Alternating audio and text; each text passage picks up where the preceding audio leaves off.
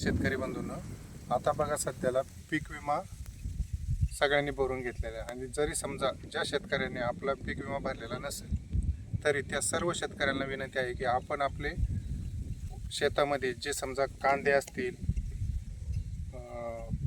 हरभरा असेल, ज्वारी असेल, गहू असेल, या सर्व पिकांचा आपण ही पीक पाहणी करून घेणे गरजेचं आहे. तरी सर्व शेतकऱ्यांना हा व्हिडिओ संपूर्णपणे पहा, जेणेकरून तुम्हाला सर्व पूर्ण पीक पाहणी कशी करायची त्याची माहिती भेटेल. नमस्कार शेतकरी बंधूंनो, आता 1 डिसेंबरपासून आपले रब्बी पिकाची ई पीक पाहणी करून घ्यायची आहे.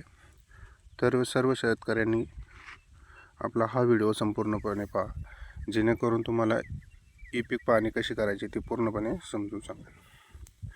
तर सर्वात अगोदर आपण आपल्या मोबाईलमध्ये प्ले स्टोअर असते त्यामध्ये जाऊ.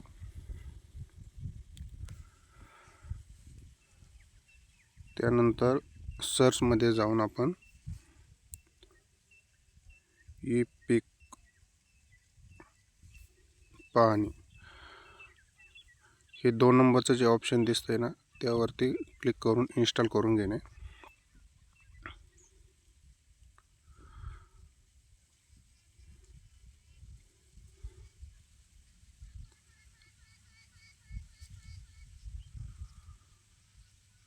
थोडा वेळ घेतोय.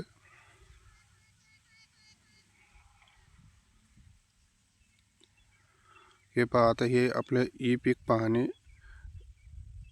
DCS हे इन्स्टॉल झालेलं आहे.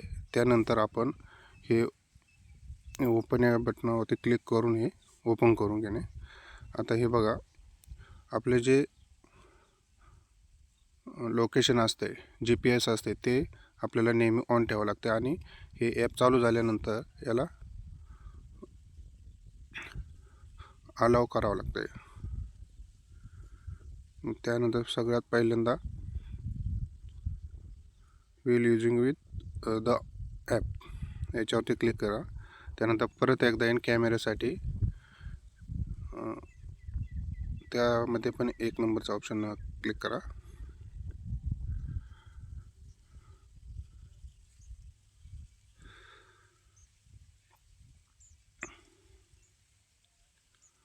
आता हे बघा मित्रांनो, आता हे माझं पहिलं इन्स्टॉलेशन असल्यामुळे हे डायरेक्ट ओपन झाले. तर सुरुवात कशी होते ते आपण परत एकदा सांगतो. नवीन खातेदार निवडा. होय. आता हे बघा, सर्वात अगोदर ॲप ओपन झालं की हे असं स्क्रीनवरती दिसते. त्यानंतर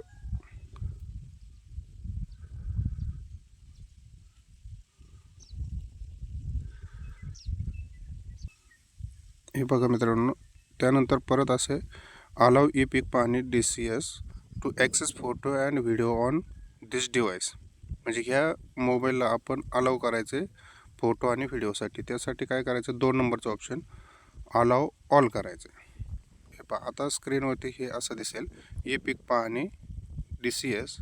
आपले मनपूर्वक स्वागत. महाराष्ट्र शासन महसूल विभाग, माझी शेती माझा सातबारा, मीच नोंदविणार माझा पीक पेरा. त्यानंतर आपल्याला मोबाईल असा समोर धरलेला असताना आपण स्क्रीनला असे डाव्या बाजूला सरकवायचे. त्यामध्ये बघायचे आपले इंटरनेटचं स्पीड किती आहे. आपल्याला हेच इंटरनेटच्या स्पीडवरती आपल्याला ही ई पीक पाहणीचं ॲप चालू राहणार आहे. त्यानंतर अजून एकदा डाव्या साईडला सरकवायचं आहे. आता हे बघा, इथं काय काय दिलेलं आहे ते. अद्ययावत गाव नंबर 712 आणि 8ची प्रत ही आपल्याला समोर ठेवणे आवश्यक आहे. जमीन मालक आपली नोंदणी करतील, हे पण लक्षात घ्या. सामायिक मालकीच्या जमिनीसाठी ज्यांचे नाव गाव नमुना नंबर 712 सामायिक खाते म्हणून नोंदलेले आहे, ते स्वतंत्रपणे नोंदणी करू शकतील. समजा तुमचं 712वरती सामायिक क्षेत्र आहे, तरी तुम्ही तुमच्या नावामध्ये सेपरेट असं पीक पाहणी करू शकता. नोंदणी झाल्यानंतर प्रत्यक्ष शेतामध्ये पीक पाहणी करताना मोबाईलमध्ये लोकेशन सेटिंग खालीलप्रमाणे करावे. ही कंपल्सरी आहे. एक लोकेशन हा आयकॉनवर दोनदा क्लिक करून लोकेशन प्रकार मेथड ही फक्त 2 फोन ओनली याप्रमाणे सेट करावे. हे पहा, हे असं नोटिफिकेशन बार आपण ओपन करूया. त्याच्यामध्ये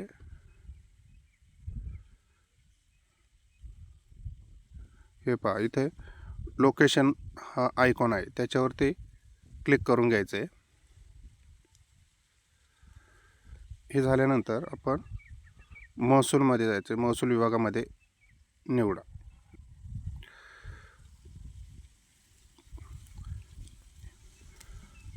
हे आपल्याला महसूल आहे नाशिक. नाशिकवरती क्लिक करायचं आहे. त्याच्यानंतर आपलं हे ॲरो की दिसतोय, तो ॲरो कीवरती क्लिक करायचं आहे. त्यानंतर लॉग इन पद्धत ही शेतकरी म्हणून आपण लॉग इन करायचे. तर इथे मोबाईल नंबर टाकायला आलेला आहे. तर तिथे आपण आपला मोबाईल नंबर टाकून घेणे आणि पुढे जा असे म्हणणे. आता याच्यामध्ये हा आपला मोबाईल ह्या सर्व्हरला कनेक्ट होत आहे.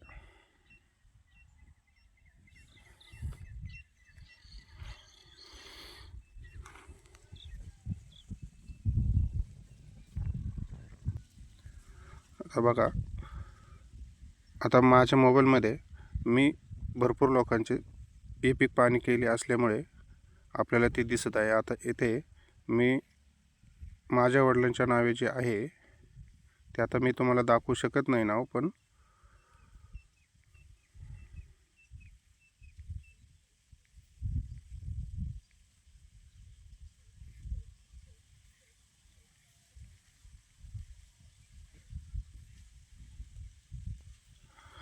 आता पहा, नवीन शेतकरी लॉग इन करायचं असेल तर हे इथे पहा, नवीन खातेदार नोंदणी करा असं एक ऑप्शन आहे. त्याच्यावरती क्लिक करून आपण आता हे पहा, हे मी पुढे माझं लॉग इन असल्यामुळे मी डायरेक्ट पुढच्या ऑप्शनमध्ये गेलो होतो.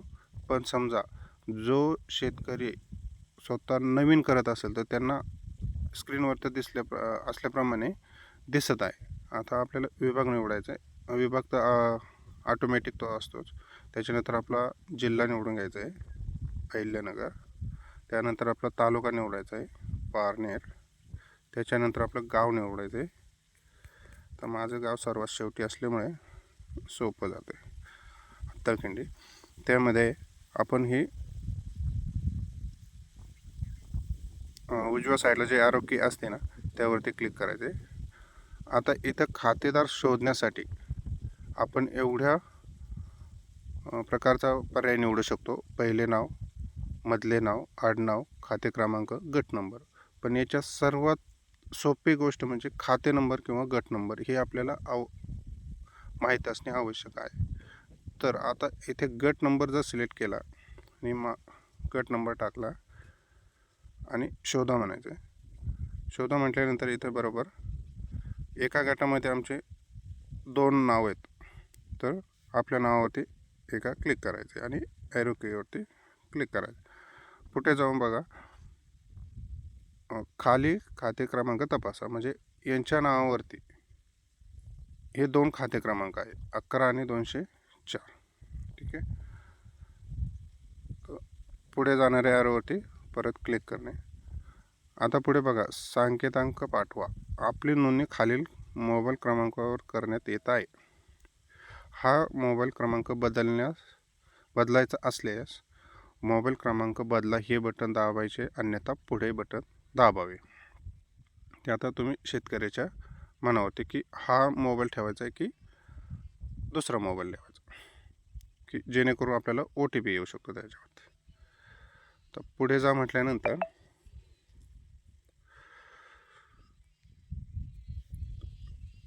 काही सूचना आलेली आहे. तुमची नोंदणी आधीच झालेली आहे, तुम्हाला पुढे जायचे आहे का? तर होय म्हणायचं आहे. आता बघा, इथं खातेदाराचे नाव सिलेक्ट करायचे. त्याच्यानंतर संकेतांक क्रमांक, 4 अंकी संकेतांक क्रमांक हा आपल्याला OTPद्वारे येत असतो. अन्यथा जर नाही आलाच तर हे पहा, आपले हे 4 चौकटी दिसतात, त्याच्या खाली सांकेतांक विसरलात यावरती क्लिक करायचं आहे आणि बघा तिथे वरती तुमचा मोबाईल नंबर आणि सांकेतांक क्रमांक दिसतोय.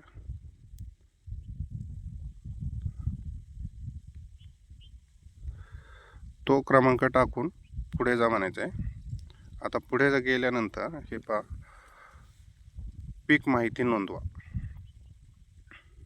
या बटनवरती क्लिक करायचं आहे. आता येथे सर्वात प्रथम खाते क्रमांक, तर आमच्या 2 असल्यामुळे मला ज्या खाते क्रमांकाचं ई पीक पाहणी करायची तो सिलेक्ट करून घ्यायचा आहे. त्यानंतर गट क्रमांक, एकच गट क्रमांक आहे त्या खात्यामध्ये. आता बघा, जमिनीचे एकूण क्षेत्र येतं आहे तिथे पोट खराब्यासहित वरती येतो चालू लागवड म्हणजे एकूण क्षेत्र, आणि पोट खराबा येतो आहे 0.07 म्हणजे 7 गुंठे. आता आपल्याला हंगाम निवडून घ्यायचा आहे. हंगाम संपूर्ण वर्ष जर असेल, पूर्ण आपल्या शेतामध्ये पूर्ण वर्ष ते पीक असेल, म्हणजेच काय असं फळबाग असते संपूर्ण वर्ष, त्यासाठी संपूर्ण वर्ष वरती क्लिक करायचे. तर आता रब्बी हंगाम चालू असल्यामुळे आपण रब्बी हंगामावरती क्लिक करायचे. आता इथं खाली बघा 2 नंबरच्या ऑप्शनला काय आहे, पेरणीसाठी उपलब्ध क्षेत्र हेक्टर आरमध्ये 1.59. तर पिकाचा वर्ग आपल्याला आपल्या भागामध्ये सध्याला कोणतं एकच पीक असेल, जर समजा एकाच शेतामध्ये 2 पिकं असेल तर मिश्र पीक असं घ्यायचं आहे. आणि आपल्या सध्याला समजा आपण आता कांद्याचा भरतोय, हरभऱ्याचा भरतोय, ज्वारीचा भरतोय, तर आपण हे एकच पीक घेत असतोय. तर त्यामध्ये निर्बळ पीक, एक पीक हे ऑप्शनवरती क्लिक करायचं आहे.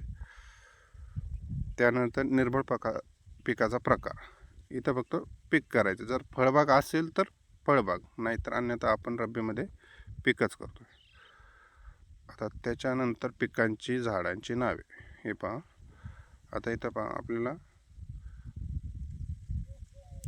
आपण ज्या आपल्या शेतामध्ये जे पीक आहे आणि आपण त्याच पिकाचा विमा भरलेला आहे, तर आपण तेच पीक इथं निवडून घ्यायचं आहे. उदाहरणार्थ कांदा. तर आता इथं काय आले, क्षेत्र भरा हेक्टर आर आणि संपूर्ण क्षेत्र भरा. म्हणजे जर समजा आता आपल्या एका गटामध्ये फक्त कांदाच ही लागवड असेल आणि तर पूर्ण क्षेत्र भरा असं पण आपण करू शकतो. आणि जर समजा आपल्या क्षेत्रामध्ये 2 एकर कांदा आहे, तर आपण इथं काय करायचं, 0.80 म्हणजे हा झाला 2 एकर. आता 2 एकर आणि 0.80 याच्यामध्ये बहुतेक शेतकऱ्यांना किंवा नवीन युवकांना याच्यातली माहिती नसते. तर याचा पण व्हिडिओ मी परत अपलोड करणार आहे की हेक्टर आणि गुंठे हे बघा. त्याच्यानंतर आपल्याला सर्वात महत्त्वाचं म्हणजे जलसिंचनाचे साधन. आता तुम्हाला कोरडवाहू करायचं आहे. आता कोरडवाहूमध्ये जे पिकं येतात त्यासाठीच कोरडवाहू करायचं, किंवा ज्याला त्या जमिनीत आपल्याला कुठलीही पाण्याची सोय नाही आहे त्यांनीच ते अजलसिंचन करायचे. अन्यथा ज्याचं खाजगी कालवा असेल त्याने खाजगी कालवा करा, सरकारी असेल तर सरकारी, कूपननलिका, बोरवेल, विंधन विहीर असेल तर ते करावं. त्याच्यानंतर हे पहा, विहिरे. आता ही विहिरीची नोंद आपण जर केली तर समजा शासनाची काही स्कीम असेल, उदाहरणार्थ सौर पंप आहे काय असेल असे, तर त्याच्यासाठी आपल्याला विहिरीची नोंद लागते किंवा बोरवेलची नोंद लागते. आता माझ्या क्षेत्रामध्ये ते विहीर नसल्यामुळे मी काय करणार आहे, अन्य सर्वेमधील विहीर. त्यापुढे सिंचन पद्धती, आपण कोणत्या पद्धतीने आपण त्या शेतामध्ये पाणी देतोय, म्हणजे ठिबकने देतोय, तुषारने देतोय, प्रवाही देतोय किंवा अन्य प्रकारे सिंचन करतो. त्याला आपण वाफ्यांना पाणी देत असतो म्हणजे प्रवाही सिंचन. तर त्यानंतर लागवडीचा दिनांक, हे पहा, लागवडीचा दिनांक आपल्याला असा ऑक्टोबर महिन्याची 1 तारीख घ्यायची कुठली, ज्या दिवशी आपण ते पीक लावायला सुरुवात केली ती. तर त्यानंतर पुढे जा म्हणायचं आहे. आता हे बघा, आपण ज्या क्षेत्रामध्ये जिथं जो क्षेत्राचा गट नंबर टाकला आहे आपण त्याच क्षेत्रामध्ये आपण उभे राहणे गरजेचं आहे, अन्यथा आपलं हे ॲप पुढं जाणार नाही. आता मी त्याच गटामध्ये मध्यवर्ती उभा असल्यामुळे हे पहा, मला निवडलेले सर्व गट क्रमांकापासून अंतर म्हणजे 0-0 आहे, म्हणजे मला काही प्रॉब्लेम येत नाही. पण समजा आता हे माझा गटाचा नकाशा, या गटाच्या नकाशा बाजूला जरी गेलं तरी माझे पीक पाणी होत नाही. तर त्यानंतर पुढे जा म्हणायचं आहे. तर हे बघा, छायाचित्र 1. आता याच्यासाठी 2 प्रकारचे छायाचित्र लागतात. तर याच्यासाठी GPS हे कंपल्सरी ऑन पाहिजे. हे बघा, माझ्या याच्यामध्ये काय आहे, आता गटापासूनचे अंतर 0 मीटर आहे. ठीक आहे. त्यानंतर आपण पीक पाहणीसाठी निवडलेल्या गट क्रमांकापासून दूर आहात, कृपया गट क्रमांकाचा जवळ जाऊन पिकाचा फोटो घ्यावा. हे नोटिफिकेशन कंपल्सरी आपल्याला वाचण्यासाठी. पण आता वरती 0-0 आल्यामुळे मला काही कुठे जवळ जायची गरज नाही. ठीक आहे म्हणायचं आहे. हे बघा, आता माझा कॅमेरा, तर मी आता असा फोटोवरती क्लिक करायचं आहे, ओके म्हणायचं आहे. त्यानंतर परत दुसरं छायाचित्र. ठीक आहे.